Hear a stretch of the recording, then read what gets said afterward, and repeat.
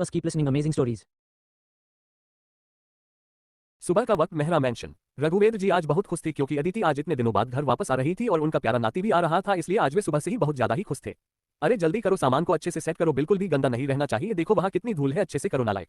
Servant कहता है जी sir. पाली अजय से कहती है हाँ देख रहे हो इस बूढ़े की खुशी को, इतना खुश तो ये माया को देखकर भी नहीं होते, अरे कभी हमसे तो खुश होकर बात भी नहीं करते और आज आज देखो कितना खुश लग रहे हैं। अजय कहता है बात तो बिल्कुल सही है तुम्हारी, देखना एक दिन मेरी ही नजर लगेगी, इस बुढ़े को आने दो, उन्हें फिर बताता हूँ मैं कि ये अजय क्या चीज है। फिर एक शैतानी हंसी हंस देता है। पाली भी उसे देखकर मुस्कुरा देती है। सिंघानिया मेंशन। सौम्या सौम्या उठो, हे सौम्या अलसाए आवाज में कहती है। सोने दो ना प्लीज, इतने दिनों बाद मुझे सुकून की नींद मिली है भाभी, अब से मैं रोज आपके साथ ही सोऊंगी। रोहन घूरकर सौम्या को देख रहा था, ओए भाभी की बच्ची उठो वरना मुझे अपने तरीके से उठाना भी आता है। सौम्या कहती है भाभी आज उस बंदर की आवाज में क्यों कह रहे हो, आप भी आ जाओ ना सोने, और अचानक से रोहन का हाथ खींच लेती है। रोहन को इस चीज की बिल्कुल भी उम्मीद नहीं थी, इसलिए को संभाल नहीं पाता खुद को और सौम्या के ऊपर गिर जाता है। रोहन अब समझ चुका था ये ऐसे नहीं उठने वाली है, इसलिए रोहन सोचता है इसे अपने तरीके से उठाना पड़ेगा। रोहन अचानक से सौम्या के पेट को गुदगुदी करना शुरू कर देता है, जिससे सौम्या की नींद पल भर में ही उड़ जाती है। हाँ रुको, हाँ ये क्या कर रहे हैं आप भा, ये भाभी नहीं मैं हूँ, आंखें खोलो बंदरिया और देखो मुझे। तुम यहाँ क्या कर रहे हो, हाँ प्लीज छोड़ो ना, हाँ मुझे बहुत गुदगुदी ही रही है। रोहन सौम्या को छोड़ देता है और उसके ऊपर आ जाता। सौम्या हैरानी से उसे देखने लगती है, ये आप क्या कर रहे हो, उठिए मेरे ऊपर से। और अपने नाजुक हाथों से रोहन को धक्का देने लगती है, जिससे रोहन को फर्क नहीं पड़ रहा था, वो सौम्या के दोनों हाथों को बेड पर और जोर से कस देता है, जिससे सौम्या हिल भी नहीं पा रही थी क्योंकि रोहन अपना पूरा भार सौम्या के ऊपर लादे हुए था। रोहन अपने सेडेक्टिव आवाज में कहता है शुश चुप, अब एक भी आवाज नहीं, अगर तुम्हें सोना है तो क्यों ना हम साथ। सौम्या चिल्लाते हुए कहती है बेशर्म आदमी, तुम्हें शर्म नहीं आ रही, हटो मेरे ऊपर से, लीव मी। रोहन तुमने अभी तक मेरी बेशर्मी देखी कहा है, इतना कहकर सौम्या के नेक पर हल्के हल्के किस करने लगता है, जिससे सौम्या सिसक रही थी। उसे भी रोहन का टच अच्छा लग रहा था, रोहन उसके गले से अब नीचे की ओर बढ़ रहा था, जिसे महसूस कर सौम्या की सांसें ऊपर नीचे हो रही थी। रोहन अचानक से सौम्या के ऊपर से उठ जाता है और कहता है अगर तुम्हारी नींद अब तक खुल चुकी है तुम उठकर फ्रेश हो जाओ, तुम्हें भी भाभी के साथ जाना है। और वहां से चला जाता है। सौम्या बस अपने धड़कनों को संभालते हुए अभी जो हुआ उसके बारे में सोच रही थी। सौम्या अपने मन में कहती है पता नहीं क्यों पर मुझे आपका हर एक तक अच्छा लगता है रोहन जी। तू भी ना सौम्या क्या क्या सोचते रहती है, और फिर तकिए से अपना मुंह कवरकर शर्माने लगती है। अभी तक सब रेडी हो चुके थे, अदिति ने आज ब्लैक एंड व्हाइट कॉम्बिनेशन वाली सिल्क साड़ी पहनी थी जो दिखने काफी सिंपल सी थी, पर वो अदिति के बॉडी पर बहुत खिल रही थी, मानो ये साड़ी उसी के लिए बनी हो। उसने अपने बालों को खुला छोड़ रखा था और अपने माथे पर एक ब्लैक कलर की बिंदी लगाई हुई थी। जब अदिति मिरर में खुद को देखती है तो बस देखती ही रह जाती है। अदिति बहुत ज्यादा ही हॉट लग रही थी और उसकी पतली कमर तो कतई जहर लग रही थी। अदिति सोचती है कुछ तो छूटा है और फिर अचानक से ड्रॉ के खोलती जहां उसे मंगलसूत्र और सिंदूर दिखता है। अदिति के फेस पर उसे देखकर एक प्यारी सी स्माइल आ जाती है। वो मंगलसूत्र पहन ही रही थी कि तभी कोई उसके पीछे आकर उसका हाथ पकड़ लेता है। जब अदिति मिरर में देखती है तो बस देखती ही रह जाती है। पीछे लक्ष्य था जिसने अभी बिजनेस सूट पहना हुआ था, जिसमें लक्ष्य काफी हैंडसम लग रहा था। लक्ष्य अदिति के हाथ से मंगलसूत्र लेकर उसे पहनाने लगता है। इस बीच भी अदिति की आंखें बस लक्ष्य को देखे जा रही थी, उसका छूना उसे सुकून दे रहा था। लक्ष्य अदिति को देखते हुए कहता है तुम्हें नहीं लगता कि तुम्हें आज जाने का प्लान कैंसिल कर देना चाहिए। अदिति उसे सवालिया नजरों से देख रही थी, मानो पूछ रही हो क्यों। लक्ष्य अदिति को अपनी ओर घुमाकर उसके हाथ से सिंदूर लेकर उसकी मांग भर देता है, जिससे अदिति की आंखें अपने आप ही बंद हो जाती है। अदिति लक्ष्य से कहती है आप हमारे साथ क्यों नहीं चल रहे हैं, मुझे थोड़ी घबराहट हो रही है। लक्ष्य अदिति को देखते हुए कहता है मेरी एक जरूरी मीटिंग जिसे मैं जल्दी ही खत्म करके आ जाऊंगा और तुम्हें डरने की जरूरत नहीं है, नाना जी बहुत अच्छे हैं और फिर तुम्हारे साथ आदि भी जा रहा है, तुम्हें डरने की कोई जरूरत नहीं है। अदिति बस हम कहती है, वैसे अगर तुम चाही तो हम आज का प्लान कैंसिल कर अपनी आगे की ड्यूटी कर सकते हैं। लक्ष्य की बातें सुनकर अदिति के गाल सुर्ख लाल हो चुके थे, जिसमें वो और भी खूबसूरत लग रही थी। लक्ष्य अदिति की ओर झुककर उसके होठों पर अपने होठ रख देता है और उसे किस करने लगता है। कुछ टाइम की डीप किस के बाद लक्ष्य अदिति को छोड़ देता है और उसके बालों को अच्छे से सेट कर उसके माथे पर किस करता है। और फिर दोनों साथ में बाहर आ जाते हैं जहां आदि अपनी मम्मा का कब से वेट कर रहा था। आदि कहता है मम्मा। आदि डाइनिंग टेबल पर बैठा था, उसने भी व्हाइट शर्ट और ब्लैक जींस कैरी की हुई थी जो कि लक्ष्य ने किया था। कुल मिलकर आदि सुपर क्यूट लग रहा था। आदिति और लक्ष्य सीढ़ियों से नीचे उतरकर आदि के पास जाते हैं। अदिति आदि के माथे पर किस करके कहती है मेरा आज काफी क्यूट लग रहा है। आदि कहता है हाँ मम्मा आप भी काफी प्रिटी लग रही हो। मम्मा आज तो मैं डैड से भी ज्यादा हैंडसम लग रहा हूं ना। अदिति हंसते हुए कहती है बिल्कुल बेटा, आज आप डैडी से भी ज्यादा हैंडसम लग रहा है। लक्ष्य दोनों माँ और बेटे को देख रहा था जो इनडायरेक्टली उसे पानी कम चाय कह रहे थे। लक्ष्य अदिति से कहता है तुम लोगों को ड्राइवर वहां पहुंचा देगा। आदिति कहती है हम। तभी सीढ़ियों से सौम्या और रोहन एक साथ आते हुए दिखाई देते हैं, जिसने ब्लू साड़ी कैरी किया हुआ था और माथे पर ब्लू बिंदी लगाई हुई थी। सौम्या भी आज काफी सुंदर लग रही थी, उसके चेहरे पर लाली छाई हुई थी, जिससे ये साफ पता चल रहा था कि जरूर रोहन ने उसके साथ कुछ किया है। रोहन ने भी लक्ष्य की तरह बिजनेस सूट पहन रखा था, जिसमें रोहन काफी डेसिंग लग रहा था। दोनों सीढ़ियों से नीचे उतरकर सबके पास आते हैं। सभी बाहर निकल जाते हैं। लक्ष्य और रोहन अपने ऑफिस के लिए निकल जाते हैं और बाकी सभी मेहरा मेंशन के लिए। रस्ते भर किसी ने किसी से भी कुछ नहीं कहा क्योंकि उन्हें भी पता था कि कोई उस जगह के बारे में नहीं जानता और अदिति कुछ बता भी नहीं सकती थी क्योंकि यादाश्त जा चुकी थी। अब उनकी कार मेहरा मेंशन के सामने रुकती है। गार्ड्स को रघुवेंद्र ने पहले ही बता रखा था कि उनकी नाती आ रही है तो सभी चौकन्ने रहने चाहिए। उनकी कार में मेंशन के अंदर जा रही थी। जैसे जैसे वे अंदर की ओर बढ़ रहे थे अदिति की दिल की धड़कन भी बढ़ती जा रही थी। मेहरा मेंशन काफी सुंदर था, जिसकी थीम पूरी व्हाइट थी और उसके डिजाइन काफी यूनिक थे, जिससे बंगले की शोभा और जुड़ा बढ़ रही थी। सौम्या तो आंखें बाहर निकाला कर पूरे बंगले को देख रही थी। आदि अदिति की बाहों में सो रहा था। सभी कार बाहर निकलते हैं। जैसे ही उनके कदम जमीन में पड़ते हैं उन्हें ऐसा लगता है कुछ मुलायम सा उनके पैरों के नीचे है। वे नीचे देखते हैं तो घर के अंदर जाने के रास्ते भर गुलाब के फूल बिछाए हुए थे। आदिति आदि को अपनी गोद में लेकर अंदर की ओर जा रही थी। सौम्या भी बच्चों की तरह आदिति के पल्लू को पकड़ हुई थी। अदिति को देखकर ऐसा लगता था जैसे वो दो बच्चे की मां बन गई है। सामने रघुवेंद्र जी उनके स्वागत के लिए पहले से ही खड़े थे। अदिति उन्हें देखकर घबरा रही थी, सौम्या का भी कुछ यही हाल था। रघुवेंद्र जी अदिति और आदि को देख फूले नहीं समा रहे थे, फिर भी अपनी खुशी को साइड में कर उन्हें अंदर की ओर ले जाने लगते हैं। सर्वेंट सबसे पहले तो अदिति को उसके कमरे तक ले जाती है क्योंकि अदिति की बाहों में आदि अभी तक सो रहा था। सौम्या को भी उनका अलग से कमरा दे दिया गया था। अदिति आदि को बेड पर अच्छे से लिटाकर बाहर की ओर आती है। तभी सौम्या भी अपने रूम से बाहर निकलती है और दोनों ही नीचे की ओर जाने लगते हैं, जहां रघुवेंद्र जी पहले से ही उनका इंतजार कर रहे थे। पाली और अजय अपने रूम में थे। उन्हें रघुवेंद्र जी से चिढ़ हो रही थी क्योंकि अदिति के आने की खुशी में उसने पूरा घर सर पर उठा लिया था, लिए वे अभी तक बाहर नहीं आए थे। अदिति की दिल की धड़कन बढ़ती ही जा रही थी। अदिति अपने नानू के पास जाकर उसके पैर छूती है और सौम्या भी उसके पैरों को छूकर आशीर्वाद लेती है। रघुवेंद्र जी तो हैरानी से उनकी ओर देख रहे थे। जो लड़की कभी किसी से नमस्ते तक नहीं करती थी, जो जिद्दी से कहीं बढ़कर थी, आज वो उसके पैर छू रही है। उनकी अदिति में कुछ अलग सी छवि नजर आ रही थी। लेकिन लक्ष्य ने उन्हें पहले से ही अदिति के इस बदलाव के बारे में बता दिया था। लेकिन इतना बदलाव हो जाएगा उन्हें उम्मीद नहीं थी, लेकिन फिर भी वे चुप थे क्योंकि वे उन्हें डराना नहीं चाहते थे। अदिति अपने नाना जी को देख रही थी और वो हिम्मत करके कहती है, नाना जी आप कैसे हैं? रघुवेंद्र जी अपनी नम आंखों से अदिति को देख रहे थे। नाना जी आप ठीक तो हैं ना? आपके आंखी में आए क्यों? नहीं बेटा, ये तो खुशी के आंसू है। तुम्हें देखे बरसों हो गए थे, इसलिए अब जाकर तुम्हें देखा है न तो इस दिल को एक सुकून सा मिल रहा है। अब मुझे लग रहा है मैं सुकून से इस दुनिया से जा सकता हूँ। नाना जी आप ऐसा नहीं कह सकते। और गले से लगा लेती है। रघुवेंद्र जी तो कब से यही चाहते कि कभी अदिति को गले से लगा ले। उन्होंने अदिति को कस लगा लिया था और उनकी आंखों से आने गिर रहे थे। अदिति की भी आंखें अब नम हो चली थी और सौम्या उन्हें प्यार से देख रही थी। तभी सौम्या कहती है, अरे नानू आप तो मुझे भूल ही गए, मैं तो यही हूँ। तभी उनकी नजर सौम्या पर जाती है जो उन्हें मुंह फुलाए देख रही थी। आदिति कहती है, ये सौम्या है, रोहन की पत्नी। रघुवेंद्र जी कहते हैं, क्या हुआ, गधे ने भी शादी कर ली और मुझे बताया भी नहीं? अरे बेटी यहाँ आओ अपने नानू के पास। सौम्या उनके पास चली जाती है और उन्हें गले लगा लेती है। वे तीनों बहुत ही खुश लग रहे थे। उन्हें रघुवेंद्र जी के साथ काफी अच्छा लगा था। उन्हें देखकर ऐसा लग रहा था कि वे उन दोनों के पिता हैं जो काफी दिनों बाद अपने बच्चों को देख रहे हैं। आगे क्या होगा जब अजय सौम्या को उसके घर पर देखेगा, जानने के लिए बने रहिए मेरे यानी कबीर के साथ। आदिति के नाना जी अदिति और सौम्या को बाहर का नजारा दिखा रहे थे और अदिति से बातें भी कर रहे थे।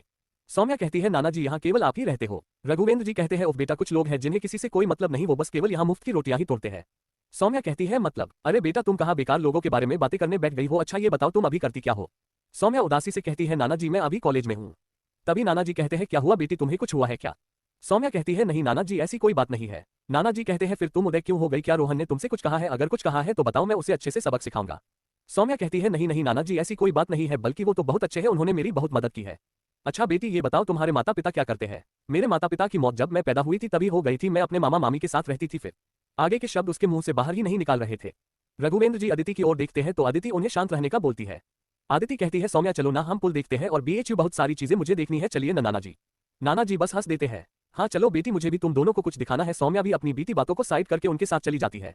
कुछ समय बाद वे अभी एक रूम में थे जहां का डिजाइन नेवी ब्लू कलर का था, जिसमें कई सारी चीजें रखी हुई थी, छोटी से लेकर बड़ी तक सभी चीजें रखी हुई थी, जैसे ढेर सारी बुक, सैंडल, जूते, एंग और भी कई सारी चीजें। उन्हें देख ऐसा लग रहा था ये रूम नहीं शॉपिंग मॉल है। अदिति कहती है, नाना जी ये किसका रूम है? जिस पर वे कहते हैं, गैस करो। चलो ठीक है मैं ही बता देता हूँ, ये तुम्हारा रूम है और ये सभी चीजें भी तुम्हारी है। तुम्हें सभी चीजें अपने पास ही रखने का शौक था, तुम अपनी चीजों को किसी को भी हाथ लगाने नहीं देती थी, बिल्कुल एक जिद्दी की तरह। इतना कहकर नाना जी हंस देते हैं, उनके साथ सौम्या भी हंस देती है। आदिति दोनों को देख ही सकती थी बस। तभी वे कहते हैं, चलो मुझे तुम दोनों को कुछ और भी दिखाना है, और वे उन दोनों को उसी रूम में बने और एक रूम में ले जाते हैं जहां पर कई सारी पेंटिंग्स थी। पेंटिंग्स में एक लड़के और लड़की की हंसती हुई तस्वीर थी। सौम्या उत्सुकता से पूछती है, वाओ नाना ये पेंटिंग्स सच में बहुत सुंदर है, ये किसने बनाया है? इसे अदिति ने बनाया है क्या? सौम्या हैरानी से अदिति की ओर देखती है जो पता नहीं किस ख्याल में खोई हुई थी। सौम्या चाहते हुए कहती है, भाभी आपके अंदर तो टैलेंट कूट कूट कर भरा है, आप तो सभी चीजों में माहिर हो और आप तो खाना बनाने में भी माहिर हो। और अदिति के खाने को याद कर कहती है, वाह क्या खाना था वह, मेरे मुंह में तो अभी भी पानी आ रहा है। क्या अदिति ने खाना भी बनाया था? हाँ नाना जी भाभी ने खाना बनाया था जो कि बहुत टेस्टी था। पर आप क्यों पूछ रहे हो? आपको तो पहले से ही पता होगा ना भाभी के टैलेंट के बारे में। जिस पर भी कहते हैं, हाँ हाँ मुझे पता है कि अदिति बहुत ज्यादा ही टैलेंटेड है। नाना जी अदिति की ओर देख रहे थे जो कुछ परेशान सी लग रही थी। नाना जी कहते हैं, अदिति बेटा क्या हुआ, क्या कुछ हुआ है? आदिति को यहाँ कुछ बेचैनी सी फील हो रही थी। जब से भी इस रूम के अंदर आए थे तब उसे कुछ अजीब सा लग रहा था। वो नाना जी बातों से होश में आते हुए कहती है, हाँ नाना जी वो मैं इन तस्वीरों में इतना खो गई कि मुझे आपकी बात सुनाई ही नहीं दी। आप क्या कह रहे थे? नहीं बेटा कुछ नहीं। अदिति उन्हें कहती है, ये इन तस्वीरों में कौन है नाना जी? नाना जी तस्वीरों की ओर देख प्यारी सी स्माइल लिए कहते हैं, ये तुम और लक्ष्य हो। अदिति नाना जी की ओर गौर से देख रही थी। क्या हम दोनों एक दूसरे को पहले से जानते थे? हाँ बेटा तुम बचपन से ही एक दूसरे के साथ ही बड़े हुए हो। तुम तो बचपन में लक्ष्य को किसी के साथ खेलने भी नहीं दिया करती थी। तुम कहती थी कि अगर किसी ने भी उसके लक्ष्य की ओर आंख उठाकर भी देखा ना तो तुम उसका मुंह तोड़ दोगी। सौम्या एक्साइटेड होते हुए कहती है, अच्छा तो फिर भाभी भैया को बहुत पसंद करती थी? हाँ हाँ बहुत ज्यादा। एक दिन तो उसने एक लड़की को बहुत मारा था क्योंकि उस लड़की ने लक्ष्य को थैंक यू किस दी थी। उस दिन अदिति बहुत रोई थी और लक्ष्य को पीटा था इसने। नाना जी आप मेरा मजाक नहीं उड़ा सकते, और फिर मुझे कुछ याद भी नहीं है। अरे अरे बेटा आप तो बुरा मान गई। चलिए छोड़िए, आप सबको भूख लगी होगी ना, तो चलिए कुछ खा लीजिए, फिर हम आप दोनों सब बताएंगे। जब वे सभी रूम से बाहर निकल रहे थे कि तभी उस रूम में कुछ गिरने की आवाज आई। जब वे पीछे मुड़कर देखते हैं तो एक तस्वीर नीचे गिरी हुई थी।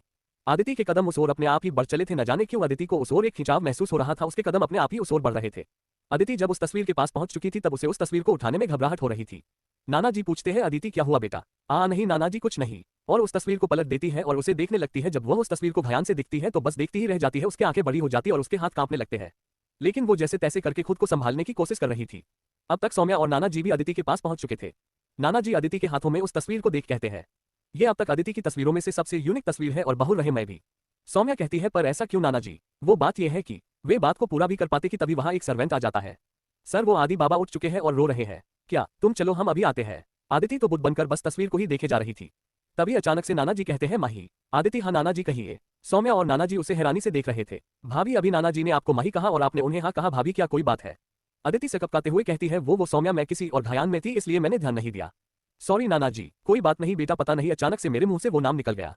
क्योंकि ये तस्वीर पकड़ी हुई न तो फिर चलिए जाने दीजिए और अभी जल्दी चलिए आदि उठ चुका है और रो रहा है। अदिति कहती है क्या और फिर जल्दी से बाहर निकल जाती है। उसे कुछ भी बर्दाश्त हो जाता पर आदि के आंखों में आंसू वो बर्दाश्त नहीं कर सकती। नाना जी अब बदल चुकी है। मुझे खुशी है कि अब वो उन दोनों की फिक्र करने लगी है। मुझे अब किसी बात की कोई भी चिंता नहीं है अपनी बेटी के लिए। और फिर सौम्या के साथ बाहर निकल जाते हैं। अदिति रूम में पहुंचकर जल्दी से आदि को गले लगा लेती है। आदि आदि बेटा देखो मम्मा यहाँ है आप रो क्यों रहे हो? देखो यहाँ देखो। आदि रोते हुए कहता है मम्मा मम्मा आप कहाँ चली गई थी? आपको पता है मैं कितना डर गया था। अदिति घबराते हुए कहती है सॉरी मेरा बच्चा मम्मा को माफ कर दो आगे से ऐसा नहीं होगा। क्या आपको किसी ने डराया? बेटा आप चिंता मत करो मम्मा ना उसे बहुत मारेगी ठीक है आप रो मत प्लीज।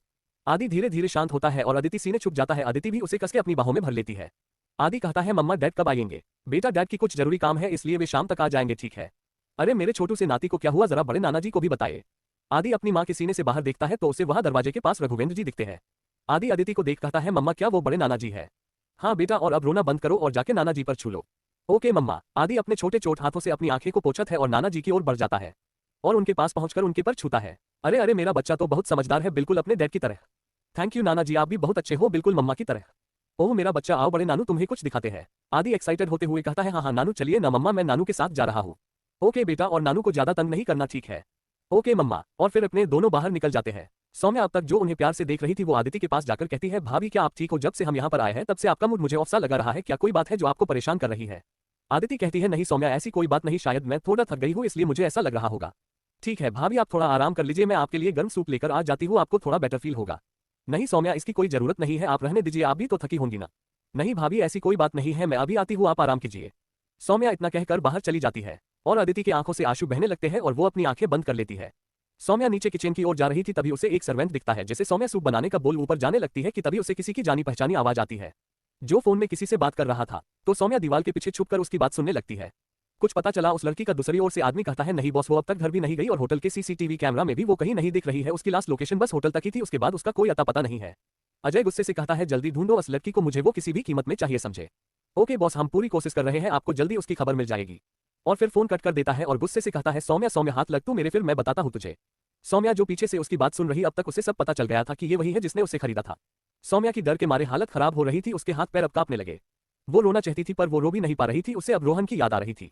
अजय को ऐसा लगता है कि कोई वहां इसलिए वो उस ओर देखने के लिए बढ़ जाता है जहां सौम्या छुपी हुई थी। तभी उसे किसी की आवाज आती है सुनिए जरा इधर आइए। तो अजय उस ओर चला जाता है। तभी किसी ने पीछे उसके कंधे को पकड़ जिससे मानो सौम्या की सांसें ही अटक गई। सौम्या धीरे धीरे पीछे मुड़ती है तो देखती है वहां एक सर्वेंट है जो हाथ में सूप लिए हुए थी। सौम्या को थोड़ी तहत मिलती है और उससे सूप लेकर अदिति के रूम में चली जाती है। सौम्या हल्दी से रूम में पहुंचकर शो को टेबल पर रखकर दरवाजा बंद कर लेती है। अदिति सौम्या को देखकर बैठ जाती है। सौम्या उसके पास आकर बैठ जाती है और कहती है भाभी सूप पी लीजिए। और फिर अदिति के सूप पीने के बाद सौम्या अदिति के गले लग जाती है। अदिति सौम्या के अचानक से गले लगने से हैरान हो जाती है। सौम्या क्या हुआ आपको? नहीं भाभी कुछ नहीं बस मुझे माँ की याद आ रही थी। अदिति सौम्या के बाल पर हाथ फिराते हुए कहती है मैं हूं ना यहाँ तो फिर तुम्हें उदास होने की कोई जरूरत नहीं है। मैं हमेशा आपके साथ हूँ इसलिए आप उदास नहीं तो आपके लिए ठीक रहेगा समझिए आप। सौम्या को काफी अच्छा लग रहा था। अदिति के गले लगकर एक सेफ्टी सी फीलिंग आ रही थी उसे। तभी कोई दरवाजे पर खड़े होकर सौम्या को अपनी जलती निगाहों से देख रहा था। वो जोर से चिल्लाता है बंदरिया चाची। आगे क्या होगा? कौन था तस्वीर में जिसे देख अदिति घबरा रही थी? सौम्या कैसे सामना करेगी अजय का? धुएं के कस लगाता एक आदमी किसी से फोन में बात कर रहा था। क्या कुछ पता चला? नहीं अभी तक नहीं। उसने उसे अच्छी तरह से सबसे छुपा कर रखा है। आज तक किसी ने भी उसे नहीं देखा। केवल उसके करीबी ही जानते हैं कि वो कौन है। आदमी काफी एरोगेंट वॉइस में कहता है तुम्हारे पास बस कुछ ही दिन है इसके अलावा मैं तुम्हें टाइम नहीं दूंगा। तुम ऊपर जाने के तैयार हो जाओ समझी। फोन के दूसरी साइड लड़की थी जिसके माथे पर ठंड पसीना बह रहा था। ओके बॉस मैं जल्दी पता लगाऊंगी। और कॉल कट कर देती है। आजकल इन सबको हो गया है सब एक ही लड़की के पीछे क्यों पड़े रहते हैं। खैर मुझे इससे कोई मतलब नहीं है। मुझे तो अपनी फिक्र करनी चाहिए वरना बॉस मेरा ऊपर का पत्ता काटने को पूरी तरह से तैयार बैठे हैं। आदमी कहता है कब तक उसे छुपाओगे? तुम एक ना एक दिन उसे मेरे पास आना ही होगा। चे बाय हो क्या? बाइक को और एविल स्माइल करके हंसने लगता है। मेहरा मेंशन। आदि भड़कते हुए सौम्या से कहता है बंदरिया चाची आप दिन भर मेरी मम्मा से क्यों चिपकते हो? छोड़ो उन्हें जल्दी। आदि जल्दी से बेड पर चढ़कर सौम्या को अदिति से अलग करता है। आदि का क्यूट सा फेस इस वक्त गुस्से से लाल हो गया था। रघुवेंद्र जी दरवाजे के पास खड़े होकर आदि को देख रहे थे जो अपनी माँ के लिए कितने पॉसेसिव था वे अपने मन में कहते हैं। बिल्कुल अपनी माँ पे गया है। और हंस देते हैं। सौम्या मुंह बनाकर कहती है ये मेरी भी भाभी हैं तो मैं क्यों इनके गले नहीं लग सकती, क्योंकि मेरी मम्मा सिर्फ मेरी और मेरे दाद की है और उनको गले लगाने का हक सिर्फ मेरा और डैड का है। अदिति बीच में आते हुए कहती है आदि बेटा ऐसा नहीं कहते। आदि मासूमियत से आदिति की ओर देखकर कहता है मम्मा आप सिर्फ मुझे प्यारा कर सकते हो किसी और को नहीं। ओहो अच्छा ठीक है। सौम्या नाना जी की ओर देखकर कहती है देख रहे हैं ना नाना जी अब तो आदि मुझे भाभी के गले भी लगने नहीं दे रहा है। हाँ बेटा देख रहा हूँ बिल्कुल अपनी माँ पे गया है। सौम्या और नाना जी आदि को देख हंस देते हैं। बड़े नानू आप बदरिया की साइड मत लो, वो अदिति कहती है आदि आप नानू से ऐसे बात नहीं कर सकते और रही बात चाचा की तो कुछ अच्छा नहीं लग रहा था इसलिए मैं उन्हें कंफर्ट फील करा रही थी। आदि मासूमियत से कहता है अच्छा ये बात है फिर तो आपको मुझे पहले बताना था मम्मा। सौम्या घूरकर आदि की ओर देखकर कहती है अच्छा अगर हम आपको पहले ही बता देते तो आप क्या करते। अरे बंदरिया चाची मैं अभी बताता हूँ आपको, मैं बंदर चाचू को जल्दी बुला लेता ताकि वो आपको गले लगा कर कंफर्ट फील करा देते। सौम्या का चेहरे देखने लायक था, ये बच्चा आखिर है क्या इसके पास सभी सवाल का जवाब रहता है। सौम्या को बहुत शर्म आ रही थी फिर भी वो खुद को नोमल कर कहती है ऐसा ऐसा कुछ नहीं है मुझे भला तुम्हारे बंदर चाचू को गले लगा के क्या मिलेगा। और आदि की ओर देखने लगती है जो उसे ही शैतानी तरीके से घूर रहा था। सौम्या का चेहरा और लाल हो जाता है। आदि मैं अभी आपको बताती हूँ और उसकी ओर बढ़ जाती है। आदि भागने लगता है और सौम्या उसके पीछे भागने लगती है। हे बंदरिया चाची आप तो अभी से थक गई, चलिए जल्दी से मुझे पकड़िए। सौम्या लाख कोशिश करने के बावजूद भी आदि को पकड़ नहीं पा रही थी। वो हाफते हुए कहती है आदि आप जीत गया, मुझसे तो आना भी नहीं लिया जा रहा। अदिति और नाना जी इन दोनों की भागम भागी को मुस्कुराते हुए देख रहे थे। नाना जी आदिति के बगल बैठकर उसके सर को सहला रहे थे और अदिति को ध्यान से देख रहे थे। आदि अपनी माँ के पास आते हुए उसके गले लग जाता है और सौम्या बेड पर लेट जाती है। अदिति आदि के गालों पर किसकर कहती है थक गया मेरा बच्चा, अच्छा आप नाना जी के साथ गए थे, आपको क्या क्या पसंद आया। मम्मा बड़े नानू बहुत अच्छे हैं और उन्होंने मुझे बहुत कुछ दिखाया, लेकिन मम्मा मुझे ना नानू ने की पेंटिंग दिखाई जी, मुझे बहुत पसंद आई। नानू क्या आप मुझे फिर से वो दिखाएंगे, सौम्या भी उठते हुए कहती है। हाँ नाना जी मुझे भी वो देखना है। आदिति उनकी बातों से फिर से पेंटिंग के बारे में सोचने लगती है जो शायद भी वो कुछ वक्त के लिए भूल चुकी थी। हाँ बेटा हम कल चलेंगे, ठीक है अभी मुझे कुछ काम है तो मैं अभी आता हूँ। ओके नानू। और फिर रघुवेंद्र जी नीचे चले जाते हैं। आदिति अभी भी उस पेंटिंग के बारे में सोच रही थी, तभी आदि कहता है मम्मा डैड कब आएंगे। मम्मा मम्मा आदि के हिलाने से आदिति होश में आती है। सॉरी बेटा मैं कुछ और ही सोच रही थी, आप कुछ कह रहे थे। हाँ मम्मा डैड कब आएंगे। बेटा अभी तक तो मैंने भी उनको कॉल नहीं किया और फिर हमारे पास तो फोन ही नहीं है, मैं उनसे कहना भूल गई कि मैंने फोन नहीं पकड़ा, पर कोई बात नहीं वो कुछ ही देर में आ जाएंगे। अब तक शाम हो चली थी। आदि अदिति सौम्या अपने कमरे में ही सोचा था कि बाहर जाए, पर नाना जी ने कहा था कि अभी वे सब आराम करें, इसलिए वे सभी अपने रूम में थे। बीच बीच में सौम्या और आदि बहस करना शुरू कर देते थे, लेकिन भी उनके बीच एक अच्छी बॉन्डिंग हो रही थी। नीचे हॉल में रघुवेंद्र जी कॉल में बात कर रहे थे और पाली और अजय उन्हें घूर रहे थे। तभी उन्हें नाना जी की कड़क आवाज सुनाई देती है, तुम दोनों यहाँ आओ। पाली तो उनकी आवाज सुनकर डर ही गई थी, वो अपने दिल पर हाथ रख कहती है अरे बाप से आज तो हार्ट अटैक ही जाना था मुझे। अजय कहता है अगर कुछ देर यहाँ और रुके तो पक्का हम ऊपर चले जाएंगे, इसलिए जल्दी चलो। अजय और पाली नाना जी के पास जाते हैं। नाना जी कहते हैं तुम दोनों कैसे माँ बाप हो, घर में बेटी आई हुई है और तुम दोनों यहाँ चुप कर बैठे हो। पाली और अजय कुछ कहते उससे पहले ही नाना जी कहते हैं चुप, बिल्कुल चुप, मुझे पता है तुम दोनों क्या कहने वाले हो। मेरी एक बात कान खोलकर सुन लो, अगर तुम्हारी वजह से मेरी बच्ची को कुछ हुआ तो मैं तुम दोनों को आगे की बात को बीच में छोड़कर वे कहते हैं आगे तुम दोनों समझदार हो, और फिर वहां से चले जाते हैं। पाली गुस्से से उनकी ओर देख रही थी, वो कुछ कहती उससे पहले ही आहे कहता है अभी शांत रहो, एक बार अगर अदिति हमारे कब्जे में फिर से आ गई तो सब आसान हो जाएगा। वैसे मोना आ गई है इसलिए मैं उसे लेने जा रहा हूँ, इतना कहकर वो बाहर चला जाता है और पाली अपने रूम की ओर बढ़ जाती है। आदिति आदि और सौम्या के साथ गेम खेल रही थी। वे लुका छिपी का गेम खेल रहे थे जिसमें अदिति और आदि छुपे हुए थे और सौम्या उन्हें खोज रही थी। आदि एक अलमारी के पीछे छुपा हुआ था तो वही अदिति रूम से बाहर निकल चुकी थी और छुपाने के लिए जगह ढूंढ रही थी। वो कहीं जा पाती, एक हाथ उसके कमर को पकड़कर अपनी सीने से लगा लेता है। अचानक हुई इस हद से अदिति डर जाती है और उस इंसान को देखने लगती है। अदिति लक्ष्य की बाहों में थी और उसे ही देख रही थी, लक्ष्य भी अदिति को देख रहा था। अदिति लक्ष्य को देख खोसी गई थी, वो खोए हुए अंदाज में ही कहती है आप कितने ज्यादा हैंडसम हो। लक्ष्य ये सुन डेविल स्माइल कर अदिति को देखता है और उसके कमर को टाइट से पकड़कर खुद से सटा लेता है और अपनी मेलोडी वॉइस में कहता है अच्छा तो फिर तुम इस हैंडसमनेस को आजमा के क्यों नहीं देखती, क्योंकि ये पूरी की पूरी बॉडी तुम्हारी है। इतना कहकर अदिति के होठों पर किस कर लेता है। अदिति लक्ष्य के किस करने से हड़बड़ा जाती है और अपने होश में आते हुए लक्ष्य की धक्का देते हुए कहती है लक्ष्य जी आप क्या कर रहे हैं, कोई देख लेगा। तो लक्ष्य अदिति के धक्का देते हाथों को पकड़कर अपने करीब कर लेता है। तो देखने दो उन्हें भी, वे भी देखेगी। अदिति लक्ष्य के मुंह पर हाथ रख कहती है आपकी शर्म आनी चाहिए, अगर नाना जी आ गए तो वो क्या सोचेंगे हमारे बारे में। लक्ष्य अदिति के नाजुक से मुलायम होठों को चलते हुए देख रहा था। अदिति के हाथ लक्ष्य के होठों पर अभी भी रखे हुए थे, जिसे लक्ष्य बड़े ही सीडेक्टिव तरीके से चूमता है, जिससे अदिति का पूरा शरीर कांप जाता है। वो तुरंत अपना हाथ उसके होठों से हटा लेती है और लक्ष्य को खुद से दूर कर जाने लगती है, तो लक्ष्य उसके हाथों को पकड़ लेता है। आदिति की सांसें नीचे हो रही थी लक्ष्य के हाथ पकड़ने से और इस रोमांटिक मूवमेंट पर बस एक ही गाना सुनाई दे रहा था दोनों के कानों में, तेरे हाथ में मेरा हाथ हो, सारी जनते मेरे साथ हो। लक्ष्य अदिति के हाथों को खींच अपनी और करता है। अचानक क्यों लक्ष्य के खींचने से अदिति संभल नहीं पाती है, दोबारा से लक्ष्य के सीने से जा लगती है। अदिति लक्ष्य से छूटते हुए कहती है लक्ष्य जी छोड़िए मुझे, कोई आ जाएगा। आदिति इतना कह ही रही थी, लक्ष्य उसे अपनी बाहों में उठा लेता है और दूसरे रूम की ओर बढ़ जाता है। लक्ष्य जी आदि मुझे ढूंढ रहा होगा क्योंकि हम लुका छिपी खेल रहे थे, तो शुश वो अभी छुपा हुआ है तो उसके ढूंढने से पहले हम उसके पास पहुंच जाएंगे, तुम चिंता मत करो। पर लक्ष्य उसकी बातों को इग्नोर कर उसे दूसरे रूम में ले जाता है। लक्ष्य यहाँ पहले भी रह चुका था इसलिए उसे भी यहाँ के बारे में सब पता था। वही रूम में आदि छुपा हुआ था और सौम्या उसे ढूंढने की कोशिश कर रही थी।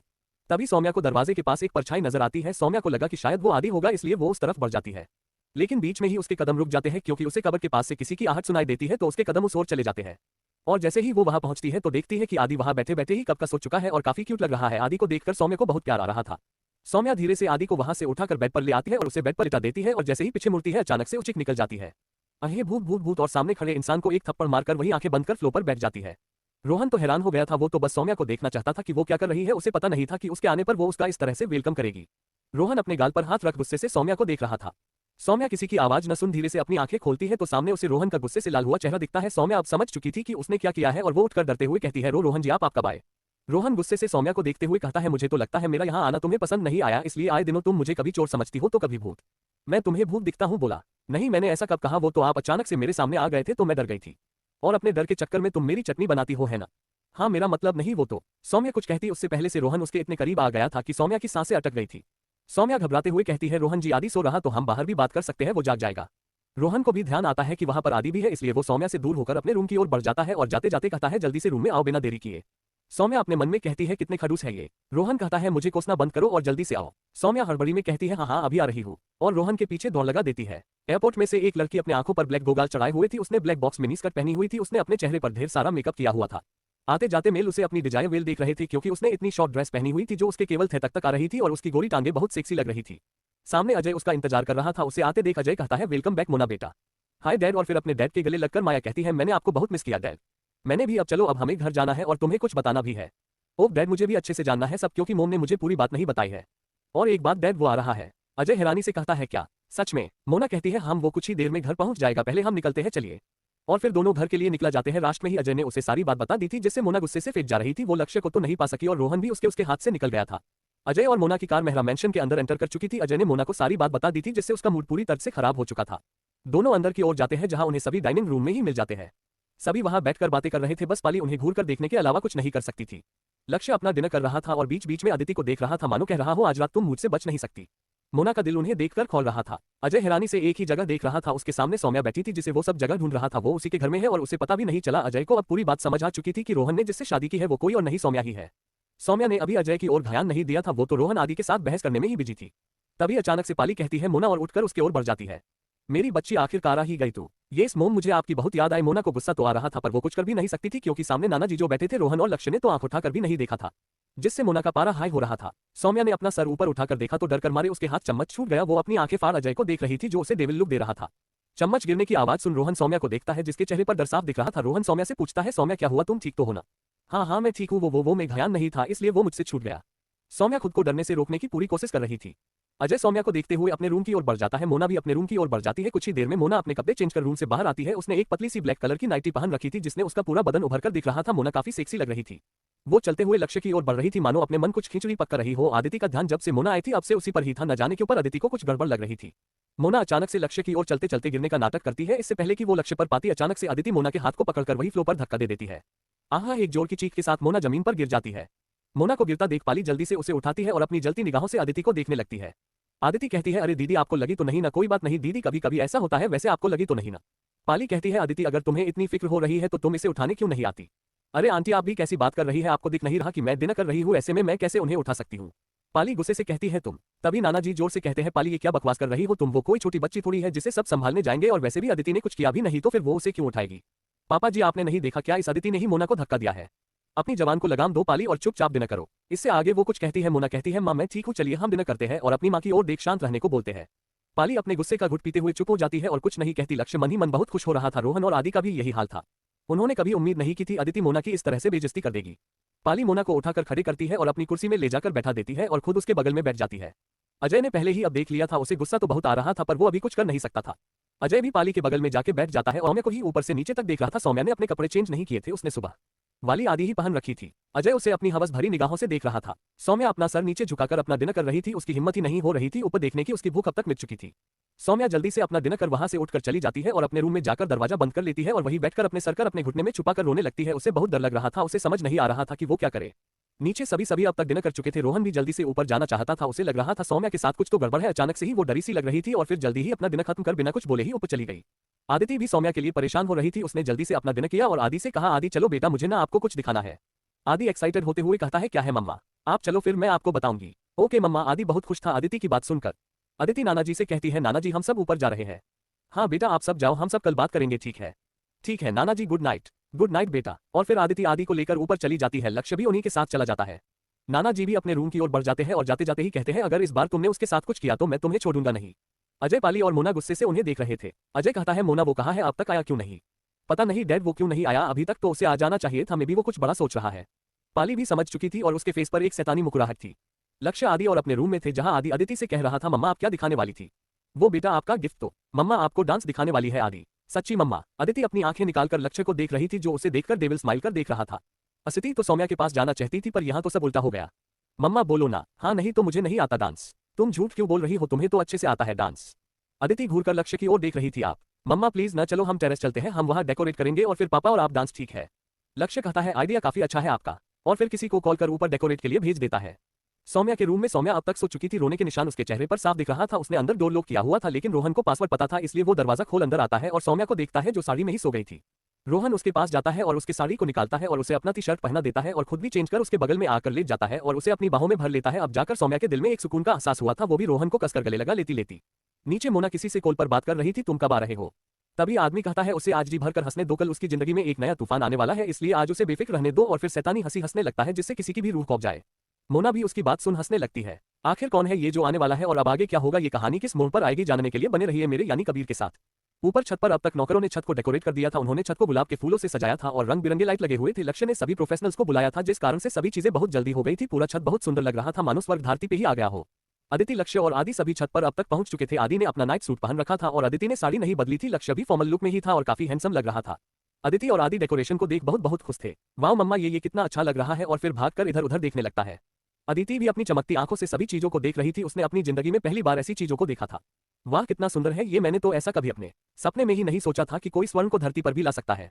अदिति अपने में ही मस्त थी और लक्ष्य अदिति को ही देख रहा था, जिसके चेहरे पर चमक साफ दिख रही थी। अदिति को खुश देखकर लक्ष्य कहता है, तुम्हें ये पसंद आया? अदिति चाहते हुए कहती है, हाँ ये बहुत सुंदर, और गिर इतना कहकर लक्ष्य की ओर देखती है, जो उसके बिल्कुल पास में खड़ा था। लक्ष्य को देखकर अदिति की आंखें खुद ब खुद नीचे हो जाती है। लक्ष्य अदिति की यूं शर्माता देख अपनी एक उंगली से उसके चीन को ऊपर करता है।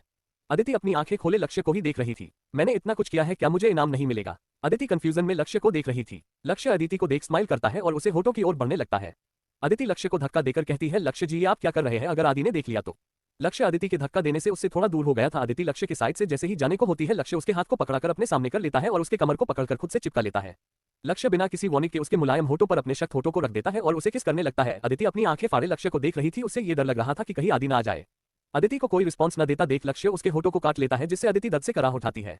अदिति फॉक्स आवर किस ओके और फिर दोबारा से उसे किस करने लगता है। अब अदिति भी लक्ष्य को किस करने लगती है। अदिति का साथ पाकर लक्ष्य उसे खुद से इस कदर सटा लेता है, जैसे कि अगर उसने उसे ढीला छोड़ दिया तो वो फिर भाग जाएगी। दोनों किस कर ही रहे थे कि उधर से आदि के चीखने की आवाज सुनाई दी। आदि की आवाज सुनकर अदिति लक्ष्य को खुद से दूर कर तुरंत उस ओर भागती है जहां से आदि की आवाज आई थी। लक्ष्य भी जल्दी से उस ओर भागता है। अदिति जल्दी से आदि के पास पहुंचकर उसे गले लगा लेती है और उसे देखते हुए कहती है, आदि बच्चे चिल्लाए क्यों, क्या हुआ, आप ठीक तो हो ना, आपको कहीं लगी तो नहीं ना? और फिर इधर उधर देखने लगती है। आदि को अब पछतावा हो रहा था कि उसकी वजह से उसकी मम्मा इतना डर गई। आदि अदिति के गालों को पकड़कर कहता है, मम्मा मुझे कुछ नहीं हुआ है, मैं उसे देखकर चीखा था, और अपनी उंगली से इशारा करता है जहां पर एक बड़ा सा स्विमिंग पूल था और उसके बीच में घर बना हुआ था और उसके अंदर जाने के लिए रास्ता भी था और उसे फूलों से सजाया गया था जो व्हाइट और रेड रोज में था। सच में वो बहुत सुंदर लग रहा था। अदिति आदि को सही सलामत देख चैन की सांस लेती है और लक्ष्य आदि को घूर कर देख रहा था। लक्ष्य आदि को देख कहता है, आदि आप बहुत शरारती हो गए हो, देखा आपकी वजह से आपकी मम्मा कितना परेशान हो गई थी। आदि अपना सिर झुकाकर कहता है, I am sorry dad, sorry mama. Aditi कहती है, बेटा कोई बात नहीं, आपको सॉरी बोलने की कोई जरूरत नहीं है, चलिए हम उस पूल वाले घर में जाते हैं। और फिर आदि को अपने गोद में उठाकर उस ओर चली जाती है। उन्होंने लक्ष्य को पूरी तरह से इग्नोर कर दिया था। लक्ष्य को गुस्सा तो आ रहा था, पर वो अपनी पत्नी और बच्चे को कुछ कह भी नहीं सकता था। वो अपने गुस्से का घुट पीते हुए उनके पीछे चला जाता है। लक्ष्य आदि और अदिति को यही सरप्राइज तो दिखाना चाहता था, लेकिन आदि ने पहले से ही इस देख लिया था। आदि और अदिति पूल से होते हुए अंदर की ओर जा रहे थे। घर के अंदर एंटर करते ही उनके ऊपर फूल गिरने लगते हैं, जिसे देख आदि बहुत खुश था। आदि से ज्यादा खुश तो अदिति थी, पर वो दिखा नहीं रही थी। अब सभी अंदर पहुंच चुके थे। अंदर के डेकोरेशन को देख अदिति का मन तो खुशी से नाचने का कर रहा था। ये एक ग्लास का बना छोटा सा घर था, हल्की बाहर से छोटा दिख रहा था पर अंदर से काफी बड़ा था। उसमें कम से कम 2 लोग आसानी से रह सकते थे और उनके अलग रूम भी थे। आदि सामने देखता है जहां पर नीचे गद्दे रखे हुए थे, उसके सामने एक छोटा सा स्टेज था जहां पर आदिति डांस करने वाली थी। आदि अपनी के गोद से नीचे उतरकर उस गद्दे वाले जगह पर जाकर बैठ जाता है और आदिति से लगता है, मम्मा अब आपकी बारी की, आप हमें डांस दिखाएंगी। अब जाकर अदिति को ध्यान आता है कि डांस करना है, जो कि उसे आता नहीं था। अदिति लक्ष्य की ओर बेबसी से देखती है तो लक्ष्य कहता है, मुझे मत देखो और जाकर डांस करो, ये सब आपकी गलती है, मुझे डांस नहीं आता इसलिए मैं नहीं करूंगी। लक्ष्य अदिति के गालों को अपनी एक उंगली से छूते हुए सेडेक्टिव टोन में कहता है, क्या तुम आदि को नाराज करना चाहती हो? हम अदिति लक्ष्य के हाथों को पकड़कर कहती है, आप अच्छा ठीक है, मैं कोशिश करूंगी। आदि अदिति का डांस देखने के लिए काफी एक्साइटेड था और लक्ष्य उसे चिढ़ाने वाले लुक के साथ देख रहा था, मानो कह रहा हो, आदिति शर्माओ मत, दिखा दो आदि को डांस। आदिति लक्ष्य को घूर जा रही थी। अच्छा आदि आप एक बात बताओ, क्या मम्मा से पहले डैडी को डांस नहीं करना चाहिए ताकि मुझे थोड़ी हिम्मत मिल सके? हम मम्मा आप सही कह रहे हो और लक्ष्य की ओर देख कहता है डैड आपने सुना ना तो आप अब मना नहीं कर सकते। लक्ष्य अदिति को चालाकी अच्छे से समझ रहा था पर बेटा मुझे लगता है मम्मा को ये टास्क पहले मिला था तो उनको ये पहले करना चाहिए। जिस पर अदिति भी कहती है हाँ तो मैंने भी ये नहीं कहा था कि मैं डांस करूंगी। लक्ष्य कहता है तुमने कहा तो था। तभी अदिति को याद आता है कि उसने सच में हाँ कहा था, वो लक्ष्य की बातों में फंस चुकी थी। आदि अपने मम्मी और डैड को ही देख रहा था। मम्मा डैड आप दोनों बहस क्यों कर रहे हो। अदिति आदि को देख सॉरी फील कर रही थी क्योंकि वो आदि के सामने लक्ष्य से पहली बार बहस कर रही थी। अदिति कहती है सॉरी लक्ष्य जी और सॉरी बेटा मुझे माफ कर दो, मुझे डैड से ऐसी बात नहीं करनी चाहिए थी पर कोई बात नहीं, आप अच्छे से बैठो और देखो मम्मा का डांस। लक्ष्य अदिति को ही देख रहा था जिसके चेहरे पर परेशानी साफ थी क्योंकि वो जानता था अदिति को डांस अच्छे नहीं आता, वो थोड़ा बहुत ही कर लेती है। लक्ष्य कहता है ओके अब तुम रेडी हो तो मैं म्यूजिक ऑन करता हूँ। अदिति कुछ नहीं कहती बस अपना सर हाँ में हिला देती है। लक्ष्य उस रूम की लाइट को बंद कर एक कलरफुल लाइट ऑन करता है जिससे माहौल एकदम रंगीन हो चुका था, बस अब उस माहौल को मनमोहक अदिति को बनाना था। लक्ष्य म्यूजिक प्ले करता है। अदिति पीछे मुड़ती है, उसे बहुत घबराहट हो रही थी, उसे लग रहा था कि वो डांस कर ही नहीं सकती। तभी गाने की आवाज आती है, मनवा लागे। गाने के साथ ही अदिति के पैर थिरकने लगते हैं जैसे वो नहीं कोई और ही उसे नचा रहा हो। लक्ष्य अदिति के मूव से हैरान था। आदि काफी एक्साइटेड होकर अपनी मम्मा का डांस एंजॉय कर रहा था। मनवा लागे ओ मनवा लागे लागेरी सावरे ले तेरा हुआ जिया का ये दावरी। अदिति बस गाने के साथ नाचे जा रही थी और लक्ष्य उसकी परफेक्ट फिगर और कमर को देखे जा रहा था जो उसे काफी अच्छी लग रही थी और उसे अपनी ओर अट्रैक्ट कर रही थी। लक्ष्य अपना गला सूखता हुआ सा महसूस कर रहा था आदिति को देखकर। तभी अदिति का डांस खत्म होता है और आदि दौड़कर अदिति के पैरों को गले लगा लेता है और खुश होते हुए कहता है वाह मम्मा आप कितना अच्छा डांस करते हो, आप तो सच में एक क्वीन हो। अदिति अपने घुटनों के सहारे बैठकर आदि को गले लगा लेती है और उसके गालों पर किस कर कहती है आपको पसंद आया। आदि चाहते हुए कहता है हाँ मम्मा बहुत बहुत। अदिति आदि को देखकर मुस्कुरा देती है और उधर लक्ष्य बस हैरानी से अदिति को देख रहा था। वो अपने मन में कहता है जिस लड़की को आज तक क्लासिकल डांस केवल ओल्ड फैशन लगता था आज वो लड़की उसी डांस को उतनी अच्छी तरह से कर रही है। लक्ष्य आदि और अदिति को देखता है जो काफी खुश नजर आ रहे थे। लक्ष्य कहता है आदि अब टाइम हो गया है तुम्हारे सोने का तो अब से जाओ चलो। पर डैड बिल्कुल नहीं, अब तुम्हारी कोई चाल यहाँ नहीं चलेगी। आदि अदिति से कहता मम्मा मुझे और मस्ती करनी है। बेटा देखो अब काफी लेट हो गया है तो अब आप सो जाइए ठीक है। आदि मन मार कहता है ठीक है। अदिति उसे दूसरे रूम में ले जाती है और उसे सुलाकर बाहर आ जाती है। लक्ष्य रूम में जा चुका था। अदिति जब रूम में एंटर करती है तो उसे लक्ष्य कहीं नहीं दिखता, वो उसे इधर से देखने लगती है। तभी उसे बाथरूम से पानी गिरने की आवाज आती है तो वो समझ जाती है कि लक्ष्य शॉवर ले रहा था। अदिति चैन की सांस लेती है और सीधे जाकर बेड पर लेटकर सो जाती है और वैसे भी आज दिन भर जो कुछ हुआ उसकी वजह से वो काफी थक चुकी थी। इस बेड पर लेटते ही नींद आ जाती है। कुछ ही देर में लक्ष्य शॉवर लेकर बाहर आता है तब वो अपने सामने बेड पर सो रही अदिति को सोता हुआ देखता है जिसके चेहरे पर थकान साफ दिख रही थी। लक्ष्य वही बने क्लोसेट की ओर जाता है और अपने कप से बदलकर वापस आता है और फिर अदिति के बगल में जाकर लेट जाता है। लक्ष्य अदिति के गालों पर अपने ठंडे हाथों को रखता है जिससे अदिति थोड़ी कसमसाने लगती है। लक्ष्य अदिति के होठ को देखकर अपना आपा खो रहा था। अदिति के होठ बिल्कुल मुलायम चेरी की तरह लग रहे थे। लक्ष्य आगे बढ़कर अदिति के सॉफ्ट होठों पर अपने सख्त होठ रख देता है और उसे किस करने लगता है। अदिति पूरी तरह सो चुकी थी क्योंकि वो आज दिन भर थकी हुई थी। अदिति अपने पास किसी अपने के होने का एहसास हो रहा था। सपने में होने के बावजूद भी अदिति को अपने पास लक्ष्य के होने का एहसास हो रहा था। लक्ष्य काफी देर तक अदिति को किस करता रहता है मानो वो कोई उसकी फेवरेट जूस हो जिसे वो छोड़ना ही नहीं चाहता था। काफी देर तक किस करने के बाद लक्ष्य अदिति के होठों को छोड़ देता है और उसे अपनी बाहों में भरकर सो जाता। सुबह का वक्त, रोहन और सौम्या का रूम। सौम्या रोहन को गले लगाए सो हुई थी, उसे रोहन के बाहों में बहुत सुकून मिल रहा था। रोहन सौम्या बड़े प्यार से देख रहा था। वो उसके माथे पर और बालों को हटाकर कहता है सोते वक्त कितनी प्यारी लगती है ये बंदरिया। और कुछ सोचते हुए ना जाने कल इसे हो क्या गया था, ये बहुत अजीब सा बर्ताव कर रही थी, क्या हुआ होगा इसके साथ, पर ये मुझे बता क्यों नहीं रही है, अगर मैं इससे पूछूंगा तो भी ये मुझे बताएगी नहीं। रोहन कुछ सोचकर सौम्या के माथे पर किस करता है और उसे अपने दूर कर बाथरूम चला जाता है। मोना का रूम। हे तुम आ रहे हो ना। हाँ मैं आ रहा हूँ, अगले 2 घंटे में मैं सबकी मौत बनकर इस घर में आने वाला हूँ। हाँ ओके तुम जल्दी आओ। वो आदमी कहता है तुम्हें याद है ना तुम्हें क्या करना है। हाँ मुझे अच्छे से याद है कि मुझे क्या करना है, तुम चिंता मत करो। मोना कॉल कट करती है और कहती है अदिति अदिति अब देखना मेरी जान तुम्हारे साथ क्या होता है। और फिर एक शैतानी हंसी हंसने लगती है। लक्ष्य पहले ही उठ चुका था और वो अपने जम गया हुआ था। असे ताड़ी को गले लगाए सोई हुई थी क्योंकि रात में ही आदि उनके रूम में आ गया था। उसे अपनी मम्मा के बिना नींद ही नहीं आती थी। कुछ ही देर में अदिति कसमसाते हुए आंखें खोलती है तो उसके सामने उसका छोटा सा प्यारा सा बेटा अपनी गजरी नींद में सोया हुआ था। ओह मेरा बच्चा कितना प्यारा है, मेरे बच्चे को किसी की नजर न लगे, इतना कहकर उसके माथे पर किस कर लेती है और फिर खुद के कपड़ों को सही कर आदि को अपनी गोद में उठा लेती है और गिर नीचे की ओर चले जाती है। अदिति आदि को अपने रूम में अच्छे से सुला देती है और फिर खुद बाथरूम में फ्रेश होने चली जाती है। कुछ ही देर में अदिति फ्रेश होकर बाहर आती है और ब्रेकफास्ट रेडी करने के लिए नीचे चली जाती है। अदिति को किचन में देखकर सभी नौकर हैरान रह जाते हैं। वो अपने मन में कहते हैं हे भगवान क्या अदिति मैडम को खाना बनाना आता भी है, उन्होंने तो कभी अपनी लाइफ में किचन में कदम नहीं रखा तो फिर आज वो यह क्या करने आई है। अदिति में मैके में सभी को पता था कि अदिति ने आज तक किचन में कदम नहीं रखा था, लेकिन उन्हें ये बात पता नहीं थी कि ये अदिति नहीं माही है। इससे भी ज्यादा हैरान तो वे तब हो गए जब उन्होंने अदिति ब्रेकफास्ट रेडी करते देखा। उनके नाक तक भी अदिति के बनाए स्नैक्स की खुशबू जा रही थी जिससे संग कर ही वे अंदाजा लगा रहे थे कि वो कितने टेस्टी बने हैं। अदिति अभी नौकरों को देखती है जो उसे अजीब नजरों से देख रहे थे। आप सब मुझे ऐसे क्यों देख रहे हैं, क्या मैंने कुछ गौर किया है। सभी अदिति की बातों को सुनकर कहते हैं नहीं नहीं मैडम वो हम तो। हाँ देखिए तो आप सब कितना डर गए हैं, अरे मैं तो मजाक कर रही थी। वैसे आप मुझे बता साइट है चीन कहाँ है। सभी नौकर अदिति की बातों में एक अलग सा लगाव महसूस कर रहे थे जैसे वो अदिति ना होकर कोई और हो। अरे आप लोग कहाँ खो गए, मैंने पूछा चीनी कहाँ है, अदिति बहु प्यार से उनसे पूछ रही थी। मैडम यहाँ पर है चीनी। धीरे धीरे अदिति सभी लोगों के साथ एकदम घुल मिल गई थी। सभी लोगों को ये वाली अदिति बहुत पसंद आ रही थी। वे सभी एक लिमिट में ही रहकर अदिति से बात कर रहे थे क्योंकि वे अपनी मैडम की और उनके बॉस की काफी इज्जत करते थे। असित नेकरों के साथ नाश्ते को डाइनिंग टेबल पर लगवा रही थी। इतने में ही उसे कुछ याद आता है और वो ऊपर की ओर बढ़ जाती है। रूम में पहुंचते ही वो देखती है कि आदि अभी भी सोया हुआ है। वो आदि के पास जाकर कहती है, आदि बेटा उठा जाओ, देखो अब तो 7 भी बज चुके हैं। आदि झपकी लेते हुए उठता है और अपनी मम्मा के गले लग जाता है। गुड मॉर्निंग मम्मा। अदिति स्माइल करते हुए कहती है, गुड मॉर्निंग बेटा, चलो अब उठ जाओ, मैंने ना आपके लिए आपके फेवरेट स्नैक्स बनाए हैं। आदि चाहते हुए कहता है, क्या आप सच कह रहे हो? बिल्कुल, तो अगर आपको स्नैक्स खाने हैं तो आप जल्दी से रेडी हो जाओ और नीचे आओगे। ओके मम्मा। फिर कुछ याद कर कहता है, लेकिन मम्मा। हाँ बेटा क्या हुआ? मैं तो अभी चाय सा ही, तो मैं इतने ऊपर ब्रश कैसे कर पाऊंगा? आप चलो ना मेरे साथ। ओ अदिति कुछ बोल भी पाती कि तभी लक्ष्य रूम में आते हुए कहता है, कोई जरूरत नहीं है आपको, ब्रश मैं करा दूंगा, तो आप अब मम्मा को परेशान करना बंद करो। डैड मैं आपके साथ नहीं जाऊंगा, मैं मम्मा के साथ जाऊंगा। अदिति लक्ष्य की आवाज सुन उसे पीछे मुड़कर देखती है तो पाती है लक्ष्य बिना शर्ट के है और अभी अभी जिम से वर्कआउट करके आने के बाद उसकी हाइट बहुत अट्रैक्टिव लग रही थी और उसके 8 पैक्स उसके बॉडी के हॉटनेस को अच्छे से बढ़ा रहे थे। अदिति लक्ष्य की बॉडी को देखकर मदहोश सी हो जाती थी हमेशा। अदिति का ध्यान खुद पर आता देख लक्ष्य आदि को देख एक आई विन कर देता है, जिससे आदि का छोटा सा चेहरा गुस्से से लाल हो जाता है। लक्ष्य आदि को बिना कुछ बोलने का मौका दिए वो उसके पास चला जाता है और उसे बाथरूम में लेकर घुस जाता है। आदि बस चिल्लाता रह जाता है। अदिति अपनी होश में आते हुए कहती है, अदिति इतनी पगल है तू, और अपना सिर झटक कर नीचे चली जाती है। अब तक वहां कोई नहीं आया था, तभी अचानक से अदिति को सौम्या का ख्याल आता है कि कल वो अचानक से ऊपर चली गई थी और वो काफी परेशान भी लग रही थी। अदिति ऊपर जाने का सोचती है, आगे बढ़ने लगती है कि तभी वो किसी से टकरा जाती है कि तभी कोई उसे उसके कंधे से पकड़ लेता है। मोना अपनी मां को बता रही थी कि वो आ गया है, जिसे सुन पाली शैतानों की रहखुश हो रही थी और अजय के दिमाग में तो कुछ और ही चल रहा था। अचानक से गिरने के डर से अदिति ने अपनी आंखें बंद कर रखी थी। जब उसे ये एहसास होता है कि वो गिरी नहीं है और किसी ने उसे पकड़ कर रखा है, तब वो झट से अपनी आंखें खोलती है और तुरंत उस इंसान से दूर हो जाती है। वो इंसान जो अचानक से अदिति को देख मानो खोसा गया था, अचानक से अदिति के दूर जाने से होश में आता है और अपने हाथों को देखने लगता है जिससे उसने अदिति को पकड़ कर रखा था। अदिति को उस इंसान के पास से एक नेगेटिव वाइब आ रही थी, वो वहां से जल्दी से जाना चाहती थी। अदिति कहती है, माफ कीजिएगा मैंने आपको देखा नहीं, इस मैं आप टकरा गई। इतना कहकर अदिति वहां से जाने होती है कि तभी वो इंसान उसे रोकते हुए कहता है, हे अदिति तुम ऐसे क्यों बिहेव कर रही हो जैसे कि तुम मुझे जानती ही नहीं। अदिति कंफ्यूजन में उसे देखती है, माफ कीजिएगा मैंने आपको नहीं पहचाना।